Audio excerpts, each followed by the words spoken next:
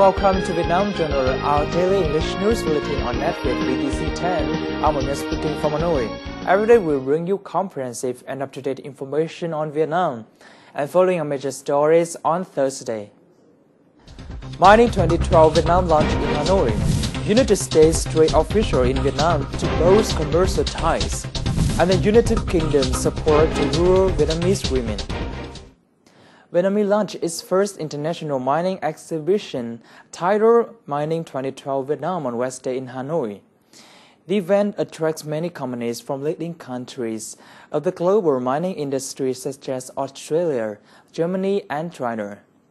It is expected to provide Vietnamese firms with innovative and modern technology and equipment. An Australian business delegation including 14 mining companies, leading by Senior Trade Counsellor of Australian Embassy to Vietnam, Mr. Tony Burchill, has joined the showcase.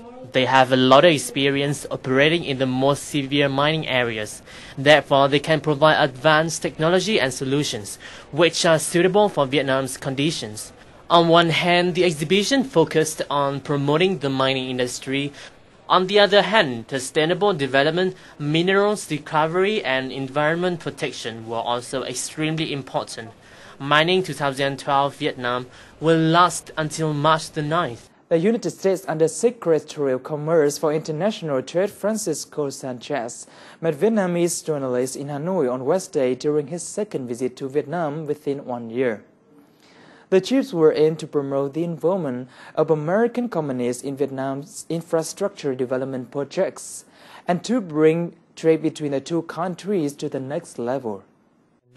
At the press conference, Mr. Sanchez noted trade relations between Vietnam and the U.S. in recent years had grown remarkably. Mr. Sanchez said that the U.S. still faced with many challenges, but the economy is on track. He urged the two countries to coordinate more closely to further promote bilateral trade relations in the future. Mr. Sanchez also announced that Vietnam, the U.S. and 7 countries participating in Trans-Pacific Partnership Agreement are trying to complete the agreement by the end of this year. And following some other economic news in brief. IFC, the private sector funding section of the World Bank, has expanded a trade finance line to $50 million to the Vietnam International Commercial Joint Stock Bank or VIB. The expansions from last year's level of $30 million is based on the IFC's positive assessment on the financial prospects of VIB, customers' finance needs, and the bank's efficient disbursement of loans. The increase has helped VIB greatly to improve its payment guarantee capacity in US dollars. Vietnam is showcasing different kinds of farm produce, aquatic products, and foodstuff at the 2012 International Food and Beverage Exhibition or Fooddex Japan in Chiba, Japan from March the 6th to the 9th. During the event, Vietnamese delegation consisting of 11 enterprises attended a seminar co-organized by the Vietnamese Ministry of Agriculture and Rural Development and the Vietnamese Embassy in Japan. Fooddex Japan is one of the largest events aimed at advertising and promoting exports to the Japanese market. Yesterday, for the 40th anniversary of diplomatic relations between Vietnam and India, the Federation of Indian Chamber of Commerce and Industry, or FICCI, and the VCCI in Ho Chi Minh City held India-Vietnam Business Forum. Participating in the forum were representatives of major Indian companies operating in the fields of general trading, agriculture, engineering, and consumer goods. Vietnam has great potential to further benefit from agriculture if it raises quality and ensures sustainable production. Experts delivered the message during the 2-day conference on Vietnam's Agricultural Prospect 2012, which came to an end on Wednesday in Hanoi. The conference gave the assessments on the global agricultural market in 2012 and the strategy for Vietnamese agricultural development under the economic restructuring. The FAO said that Vietnam's agricultural products exports will increase sharply to many products such as rice and seafood in the coming time. In 2019, Vietnam is forecasted to be the biggest rice exporter in the world. On the sidelines of the conference, some experts share with our NETVIET VTC10 reporter their views on Vietnam agricultural development. Will be under pressure. And that will put pressure on exporters and farmers here. So Vietnam's exports in recent years have expanded essentially because of troubles in the Philippines, in Indonesia. They've had typhoons, they've had other issues. And Vietnam has been able to sell very large quantities of rice to those countries. Domestic demand, and that's international demand. There's huge potential in the domestic market. People are eating everything, and they're eating all the time, and they're willing to pay more money. That is a market that's growing very fast. This is dairy products, meat products, fish products, everything. That to me is more important than exports, because it's a market where you have your biggest advantage. Okay, on exports, it's about repositioning where you are. Across the board, Vietnam gets discounts on its exports. It's coffee, it's tea. It's about quality, and it's about reliable supply. If Vietnam can raise the quality profile and add value, then the potential is enormous.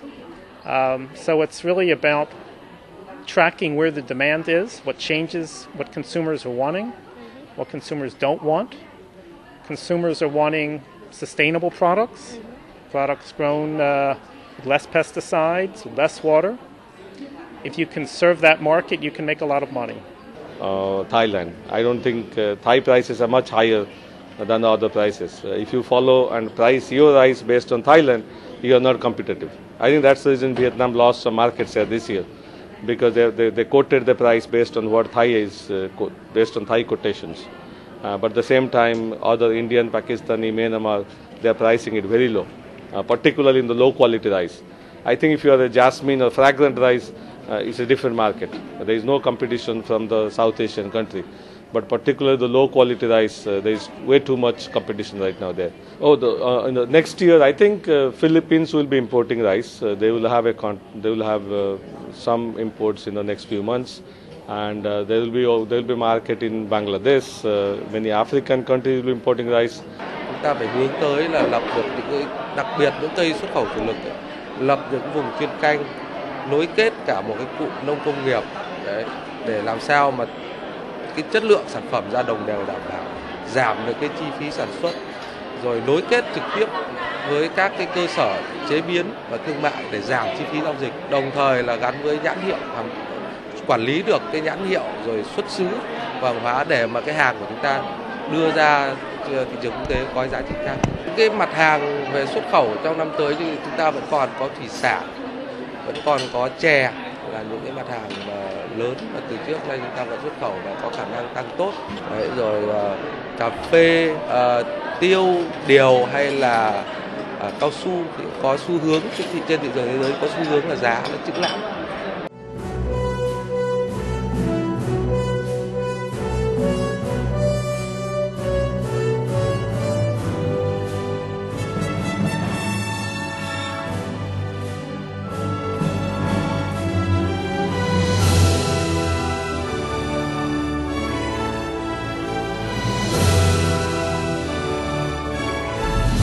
Vietnam Journal. It's not just news, it's life in Vietnam. Welcome back to Vietnam Journal. Professor Ingrid Double-Cheese, President of International Mathematical Union or MIU, and Professor Martin Ristel, General Secretary of the organization, attended an exchange with scientists, lecturers, and students at the Hanoi University of Science and Technologies on Wednesday. The event was organized by the School of Applied Mathematics and Informatics and the Vietnamese Society of Mathematics. At the meeting, Professor Ingrid Double-Cheese and Martin Westchild presented two lectures of surfing the wavelet landscape and combinatorial optimization in action. These lectures help the Vietnamese lecturers and students to learn about the application and role of mathematics in daily life. Professor Ingrid Dobercheese is the first female president of the International Mathematical Union. She is best known for her work with wavelets in image compression. Canada's Spring Educational Fair 2012 took place in Hanoi on Wednesday. This event was organized by Canada Education International and the embassies of Canada in Vietnam. The one-day education fair attracted the participation of nearly 39 schools, universities and colleges from Canada and hundreds of Vietnamese students. At the fair, participants has opportunities to talk directly to Canadian representatives. Besides, seminars of Canadian institutions provided Vietnamese students with information they need for their study plans. The fair also invited Vietnamese alumni who studied in Canada to share their experiences while studying and living in Canada. The Canada Spring Education Fair is to be held also in Ho Chi Minh City on March the 10th. The United Kingdom Department for International Development has contributed a great deal to Vietnam's poverty reduction. On the occasion of the International Women's Day, we'll follow NETVIET VTC10 reporter to the northern province of Bien Bai and see how Vietnamese women emerged from poverty under the United Kingdom funded project. For her whole life, Mrs. Phạm Thị Cầu has been trying various ways to increase her low income from growing rice and vegetables to acacia and coffee. However, success only came to her at the age of 67 when she joined the mushroom project funded by the UK Department for International Development, or the FID. After 3 years, with the current production scale of 10,000 bags of earwood and oyster mushrooms, her annual income reaches some $1,500. Tôi làm cái xưởng này là 100 mét vuông. Thì tôi có thể thu gấp 3-4 năm lần lúa. Thế cho nên tôi thấy cái dự án nấm này thành công nhất từ ngày tôi biết có các cái dự án đến giờ. Thì là tôi tham gia và cũng vận động con cháu là làm theo. Thì đấy, con gái tôi là nó cũng làm. Thế rồi thì các cháu cái hàng xóm thế là cùng nhau làm, rủ nhau làm vui lắm. Today, Mrs. Cole greets the British ambassador who is coming to visit the UK-funded project. The British government has been committed to supporting Vietnam during the last 5 years of the 10-year development partnership arrangement from 2011 to 2016. One of the fields gaining support is poverty reduction. Through the Vietnam Challenge Fund, the FID has sponsored 11 projects in poverty alleviation, in which over 50% of the direct beneficiaries are women. This project can use the great resource of women's labour, and there's a lot of opportunity for women to do more high-value jobs in this part of Vietnam. Mrs. Cao, for example, has been able to start small and very quickly invest the profits that she's made from her business into growing the business. So rather than just making money, she's taken the profits and she's made the business bigger and pretty rapidly. Although growing mushrooms is not something new in the area, local people mainly grow it for their own consumption. But it's Mr. Lê, director of Hong Ha Joint Stock Company, who developed the initiative to grow high-quality mushrooms for commercial sale and eventually poverty alleviation.